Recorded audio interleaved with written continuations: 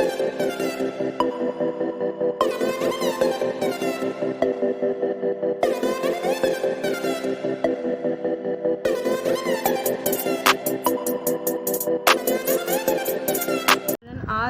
9 general group की exercise 5.2 कराएंगे। अच्छा, 5.2 कराने से पहले आपको थोड़ा कॉन्सेप्ट क्लियर करना पड़ेगा प्रोपोर्शन के हवाले से। छोटी क्लासेस में कर चुके हैं, लेकिन फिर भी यहाँ प्रोपोर्शन को आपको समझाना ज़रूरी है। हमने इससे पहले जो वीडियो थी उसमें रेशो के बारे में, अगर आप 5.1 देखोगे उसमें रेशो के बारे में मैंने आपको अच्छे से समझाया था कि रेशो क्या होता है। तो रेशो क्या होता है, अगर आप जानते हो तो रेशो होता है दो किसी भी चीज़ों के दरमियान। फॉर एग्ज़ाम्पल मैंने आपको दिया था कि अगर दो पेन हैं, इन दोनों के दरमियान जो कंपैरिजन होगा उसको हम रेशो कहते हैं। दो किसी भी चीज़ों के दरमियान कंपैरिजन को रेशो कहते हैं। अब इसी तरीके से अगर हम प्रोपोर्शन की बात करते हैं तो प्रोपोर्शन भी उसी हवाले से अगर हम पढ़ेंगे या डेफिनेशन देखते हैं, उसके बाद मैं आपको एग्जांपल दूंगी। तो क्या लिखा हुआ है that quality of two ratios, quality of two ratio is called proportion. Means अगर आपके पास दो रेशो हैं, मतलब दो पेन है आपके पास, फॉर एग्जांपल 1:1, इसको हम क्या कहेंगे 1:1। इनका कंपैरिजन क्या होगा 1:1। अब इसी तरीके से दो और चीज़ें हो, यानी कि ये दो चीज़ें और हैं, इन दोनों का रेशो और इन दोनों का रेशो, यानी कि इसके लिए आपको कितनी चीज़ों की ज़रूरत पड़ती है, 4 चीज़ों की ज़रूरत पड़ती है। दो रेशो की और दो अलग रेशो की, इन रेशो के दरमियान जो कंपैरिजन होगा उसको हम क्या कहेंगे, उसको हम प्रोपोर्शन कहेंगे। तो हम यहाँ पढ़ते हैं, यहाँ लिखा हुआ है अ प्रोपोर्शन हैज़ 4 टर्म्स। इसमें कितनी टर्म्स होती हैं, 4 टर्म्स, 1 2 3 4। 5.1 देख लेना, रेशो अच्छे से समझ में आ जाएगी तो आप इसको भी आराम से समझ सकते हैं। द फर्स्ट एंड फोर्थ, पहली टर्म और चौथी टर्म, इसको कहते हैं extreme terms. And while the second and third terms are called means. मतलब पहली टर्म, मैं इसको एग्जांपल के थ्रू आपको समझाती हूँ। 1 टर्म यानी कि ए रेशो बी, आपको मैंने ये सिखाया था, आपने कहा था A/B, ऐसा चलता है ना। अब इसी तरीके से एक और रेशो, यानी कि रेशो के दरमियान जो डिफरेंस होता है उसको हम क्या कहते हैं, कंपैरिजन होता है, उसको हम कहते हैं। अब दूसरी टर्म मेरे पास होती है CD फॉर एग्जांपल, ठीक है। एक रेशो ये है, एक रेशो ये है, दो रेशो है, इन दोनों के दरमियान जो कंपैरिजन है उसको हम कहते हैं प्रोपोर्शन। ये आपका जो 4 डॉट डले हुए ना, इसको हम प्रोपोर्शन कहते हैं। समझ आ रही है? तो हम इसको कहेंगे A/B, प्रोपोर्शन इक्वल में चेंज हो जाता है C/D। तो ये होता है आपका प्रोपोर्शन। अभी प्रोपोर्शन के हवाले से अगर हम काम करेंगे तो हमें इसमें नज़र आएगा डायरेक्ट प्रोपोर्शन नज़र आएगा और एक इनडायरेक्ट या इन्वर्स प्रोपोर्शन नज़र आएगा। आज जो हम 5.2 कराएंगे उसमें हम डायरेक्ट प्रोपोर्शन करेंगे, उसका साइन इस तरीके से बनता है, इसको हम कहते हैं डायरेक्ट प्रोपोर्शन साइन, ठीक है। ये डायरेक्ट प्रोपोर्शन का साइन है। तो हम आज जो करेंगे एक्सरसाइज इंशाल्लाह वो इस प्रोपोर्शन के हवाले से करेंगे। ये डायरेक्ट प्रोपोर्शन है, ये माइंड में रखेंगे, कभी एग्जांपल में या MCQs में आ सकती है। तो बिल्कुल अच्छा हम आपको समझा रहे थे, ये 1 टर्म, ये 2 टर्म, ये 3 टर्म, ये 4 टर्म। तो करते कैसे बेटा, इसको सॉल्व करने के लिए 1 टर्म को, फर्स्ट टर्म को 4 टर्म से मल्टीप्लाई कराना होता है। यहाँ मिटा देती हूँ मैं। फर्स्ट टर्म को किससे कराना होता है, 4 टर्म से मल्टीप्लाई, और सेकंड टर्म को थर्ड टर्म के साथ कराना होता है। समझ आ रही है? फर्स्ट टर्म को 4 टर्म के साथ, सेकंड टर्म को थर्ड टर्म के साथ। या हम इसको नीचे अगर हम देखते हैं तो नीचे हम इस तरीके से कर सकते हैं, फर्स्ट टर्म 4 टर्म के साथ मल्टीप्लाई होगी, एंड थर्ड टर्म और सेकंड टर्म और थर्ड टर्म के साथ मल्टीप्लाई होगी, यानी कि क्रॉस मल्टीप्लिकेशन हो जाएगा। तो ये इस तरीके से सॉल्व होता है। अच्छा हाँ जी, एक चीज़ और बताएं, फर्स्ट टर्म और लास्ट टर्म जो होती है इसको हम क्या कहते हैं, product of extreme. And then ये जो होती है प्रोडक्ट ऑफ मीन्स कहलाती है, यानी कि ये होती है मेन होते हैं, मीन्स कहलाती है बीच की टर्म है, और ये एक्सट्रीम कहलाती है, ठीक है। आज हम क्वेश्चन की तरफ आते हैं, टाइम ज़ाया किए बगैर, ठीक है। उस के हवाले से आपके पास आएगी, आप ज़रा देख लें बेटा। पहले इसको सही फॉर्म में लिया दें, क्योंकि यहाँ पाउंड में दिया हुआ है, तो इसको सही फॉर्म में लाते हैं पहले, उसके बाद बात करते हैं। 5 6 कितना होता है 30, 30 में प्लस करेंगे 2 कितना हो जाएगा 32/, ये हो जाएगा 5 इक्वल टू 5 डिवाइड, ये हो गया रेशो 8 आ गया, ठीक है। यहाँ तक तो आपको समझ आ गया। हमने करना क्या था, हमने आपको कहा था पहली टर्म 4 टर्म के साथ और मिड टर्म के साथ होगी मल्टीप्लाई। क्या करना था, पहली टर्म लास्ट टर्म का। अब पहली टर्म मुझे पता नहीं है, मैं इसको क्या सपोज़ करूँगी, मैं इसको सपोज़ करूँगी x। अच्छा मैं नीचे वाला क्वेश्चन मिटा देती हूँ, इसको मैं क्या करूँगी, सपोज़ x, ठीक है। 32 5 रेशो 8। तो हमने कहा था प्रोडक्ट ऑफ एक्सट्रीम और product of means. x multiply by 8 equal to 32 multiply by 5, sorry 32 upon 5 multiply by 5। हमने क्या करा, product of extreme, product of means, समझ आ गई। 8x का क्या होता है, 8x का होता है 8x, 5 से 5 कट गया, यहाँ पर बचा 32, x यहीं रह जाएगा, इन दोनों के दरमियान कोई साइन नहीं है, मतलब मल्टीप्लाई का साइन है। मल्टीप्लाई यहाँ से मल्टीप्लाई जाएगा तो क्या हो जाएगा, 32 नीचे आ जाएगा अपाउंड में 8, सही है। मल्टीप्लाई किस में चेंज होता है, डिवाइड में। 8 1 ज़ा 8, 8 4 ज़ा 32, तो x फाइंड हो गया, x फाइंड हो गया, आपके पास क्या आ गया, 8 आ गया, सॉरी x फाइंड हो गया, आ गया 4। तो ये है आपका आंसर। वो जो बॉक्स आपका खाली था ना, अगर MCQs आती है तो उस बॉक्स में आप क्या लिख दोगे, उसमें लिख दोगे 4। तो ये आपका आंसर आ गया। नेक्स्ट आप देखते हैं क्या है, अब इसका क्वेश्चन नंबर 2 देखते हैं। सही है, 2 में आपने करना क्या है, वही मेन आपने एक्सट्रीम मल्टीप्लाई कराना है, मीन मल्टीप्लाई कराना है, ठीक है। यहाँ पर कोई भी नंबर नहीं तो हम सपोज़ क्या करेंगे, x सपोज़ करेंगे, ठीक है। इसको हम क्या सपोज़ करेंगे, x। अब हमने क्या करना है, 12 मल्टीप्लाई बाय x, ठीक है।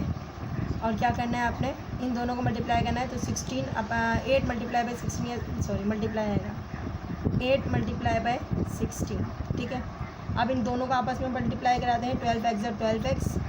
अच्छा 18 यहाँ पर देखते हैं करके क्या होता है, 16 मल्टीप्लाई बाय 8 कितना होता है, 128, ठीक है। क्या आ रहा है, ये 128 आया। अब हमने करना क्या है, हमने कुछ नहीं करना है, यहाँ से देखो मल्टीप्लाई हो रहा है ना, तो यहाँ की क्या हो जाएगा, 12 हो जाएगा, यहाँ पर आके डिवाइड।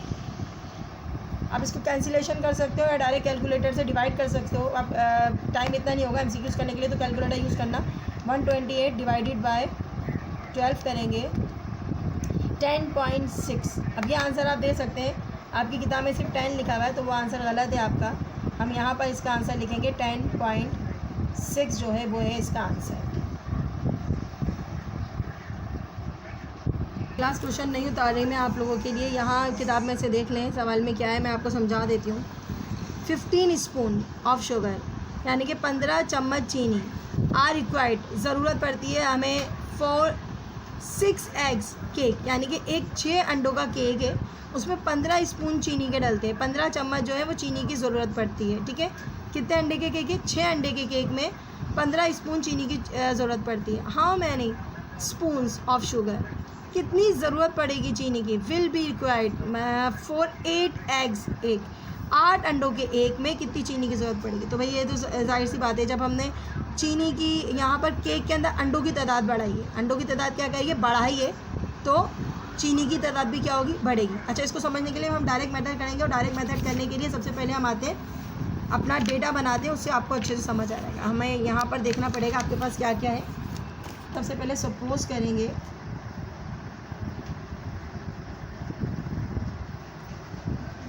अच्छा रिक्वायर्ड द शुगर,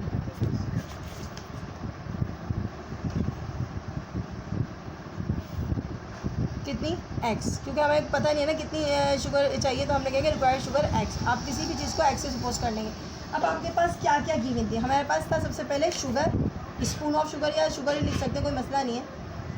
चलो स्पून ऑफ शुगर लिख देते हैं।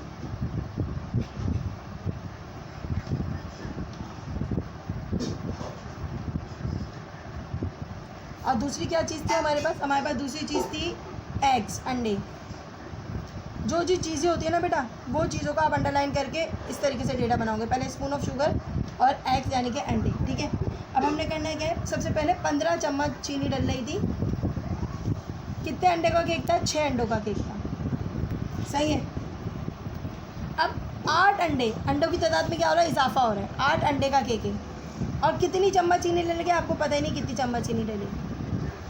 अब आप यहाँ सबसे पहले आपको ये देखना पड़ेगा, यहाँ डायरेक्ट प्रोपोर्शन यूज़ हो रहा है या इन्वर्स प्रोपोर्शन यूज़ हो रहा है। ये आप एग्जाम के अंदर तो पता नहीं दे रहा है कि 5.2 दे रहे हैं आपको या 5.3 दे रहे हैं, आपको सिर्फ क्वेश्चन दिया जाएगा, ठीक है। आपने देखना ये होगा सबसे पहले सवाल को कि आपका जो भी गिवन डेटा है, आपके पास जो गिवन डेटा नज़र आ रहा है, इसके अंदर अगर क्वान्टिटीज़ इंक्रीज़ होने से, अगर क्वान्टिटी इंक्रीज़ हो रही है, फॉर एग्ज़ाम्पल 6 की जगह 8 हो रहा है, इसका मतलब हो रहा है ये हो रही है इंक्रीज़। क्या हो रही है, ये इंक्रीज़ हो रही है, ऊपर की तरफ जा रही है, यानी कि ये इंक्रीज़ हो रही है।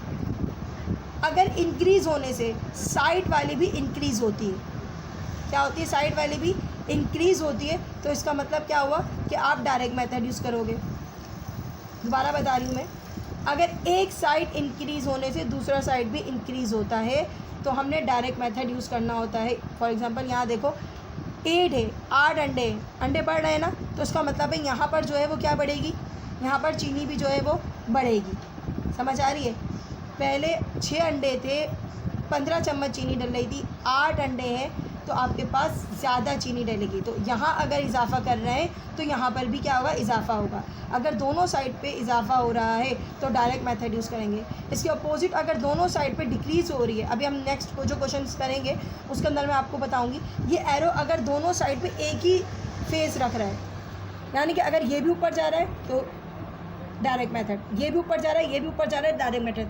अगर ये दोनों ही नीचे जा रहे हैं एरो तो भी डायरेक्ट मेथड। अगर दोनों एरो नीचे जा रहे हैं तो डायरेक्ट मेथड, अगर दोनों एरो ऊपर जा रहे हैं तो भी डायरेक्ट मेथड। ये देखेगा ये इंक्रीज़ हो रहा है, यानी कि इसका मतलब है एग्स जो है वो बढ़ेंगे। इसका मतलब ये एरो जो है वो आपका ऊपर की तरफ जा रहा है। अगर हम यहाँ अंडों की तादाद में इजाफा करेंगे तो जाहिर सी बात है हमें चीनी की तादाद में भी क्या करना पड़ेगा, इजाफा करना पड़ेगा। तो इजाफा करना पड़ेगा तो उसका मतलब है एरोज़ जो है वो ऊपर की तरफ जा रहे हैं और इसकी टेल जो है वो नीचे की तरफ जा रही है। अच्छा, जब टेल जिस साइड पे होती है वो नंबर क्या आता है, वो नंबर ऊपर आ जाता है, और जिस तरीके एरो होता है उसको हम नंबर को कहाँ लिखते हैं, हम नीचे लिख देते हैं। ओके, अब यहाँ पर टेल है, 8 के नीचे टेल है, तो इसका मतलब 8 जो है वो आ जाएगा आपका ऊपर, और ये जो नंबर है आपका ये कहाँ चला जाएगा, ये आ जाएगा नीचे अप बाउंड में। एक और आसान तरीका भी यही है कि हम इसको डायरेक्ट इस तरीके से भी कर सकते हैं कि हमने करना क्या होता है, 6 को x के साथ रखना होता है, 8 को 15 के साथ मल्टीप्लाई करना होता है। ये भी इजी मेथड है, आप इसको भी देख लीजिएगा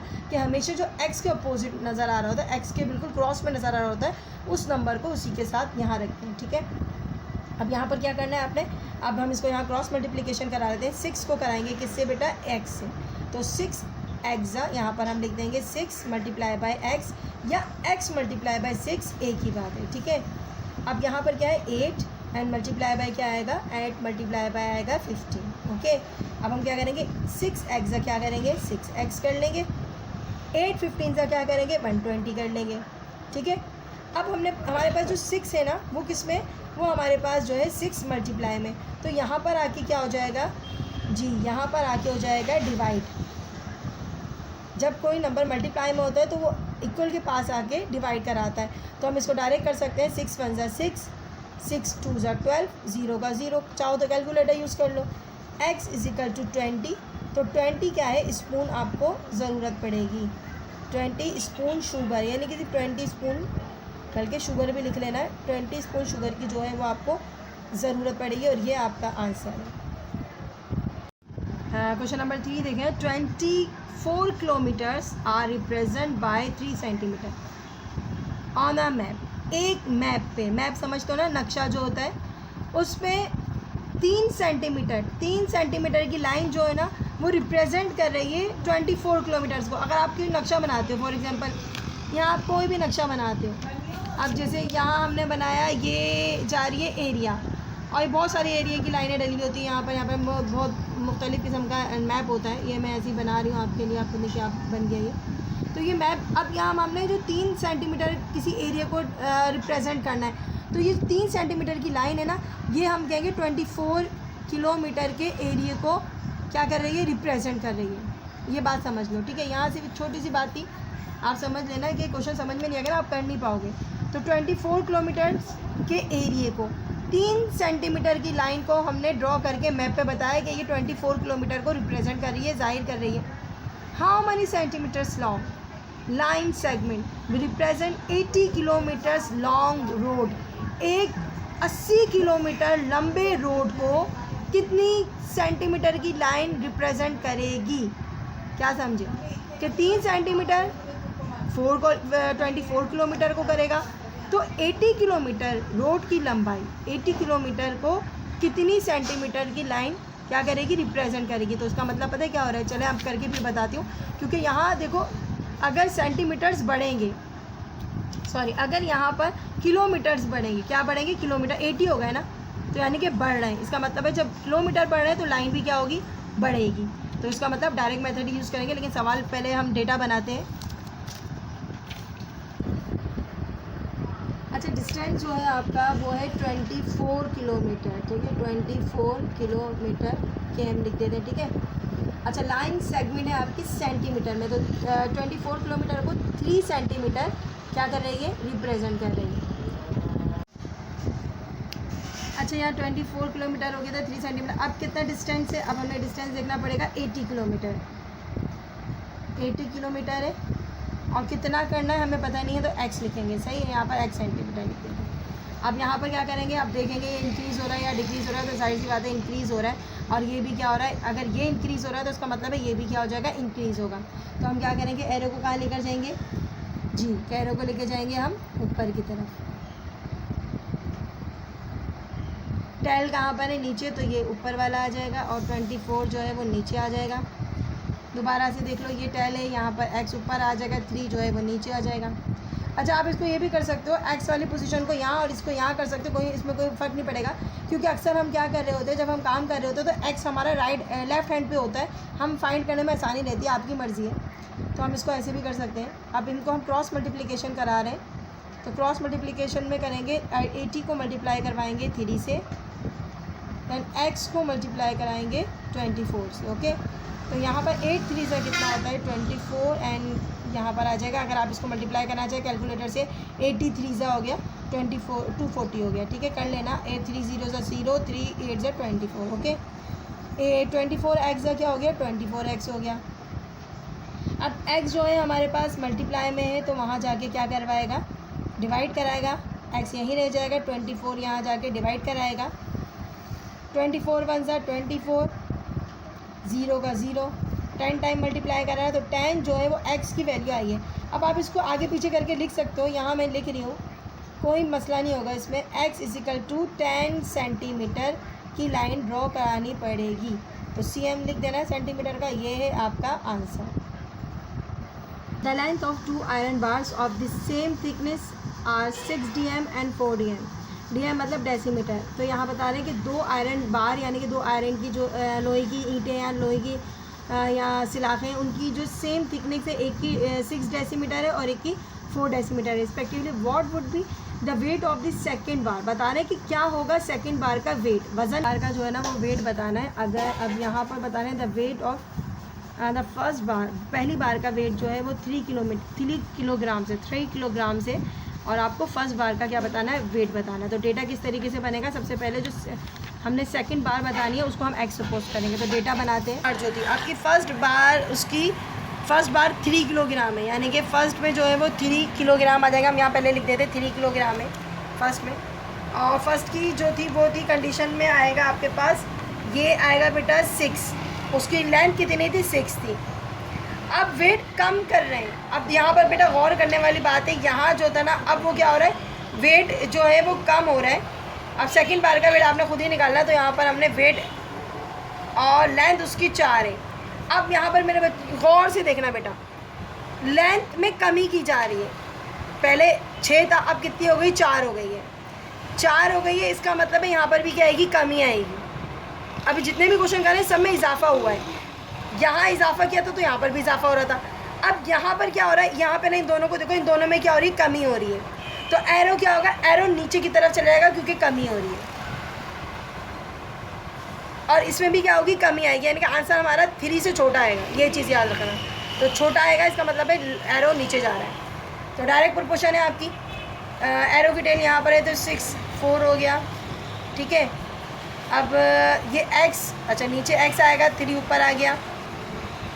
क्रॉस मल्टीप्लिकेशन करनी है बेटा, 6 को x के साथ मल्टीप्लाई कराना है, 3 को 4 के साथ मल्टीप्लाई कराना है, तो 3 4 का क्या होता है, 12 होता है, 6x है, x 6x होता है, मल्टीप्लाई का साइन होता है, नज़र नहीं आता, x यहीं रह जाएगा, 6 जो है बच्चों नीचे आ जाएगा, कैंसिलेशन कराएंगे, 6 1 ज़ा 6, 6 2 ज़ा 12, और x की वैल्यू क्या आ जाएगी 2, यानी कि आपके पास वेट जो आएगा अगली का क्या आएगा, 2 किलोग्राम से आ जाएगा, ठीक है। ये आपका आंसर आ गया। देखो आंसर देखो छोटा है ना, 3 से छोटा है ना, इसका मतलब है एरो नीचे की तरफ जा रहा है।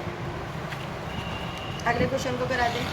एक 5 क्वेश्चन मिल गया, अ ट्रक कवर अ डिस्टेंस, एक कवर करता है truck distance of 72 kilometres in 4 hours, मतलब एक ट्रक 72 यानी 72 किलोमीटर्स का सफ़र तय करता है, फासला तय करता है, फासला कवर करता है 4 घंटों में। 4 घंटों में कितना किलोमीटर का फासला तय कर रहे हैं? 72 किलोमीटर्स का फासला तय कर रहे हैं। How much distance would it cover? 6 hours. अब वो 6 घंटों में कितना फासला तय करेगा अगर वो एक ही स्पीड से चलता है?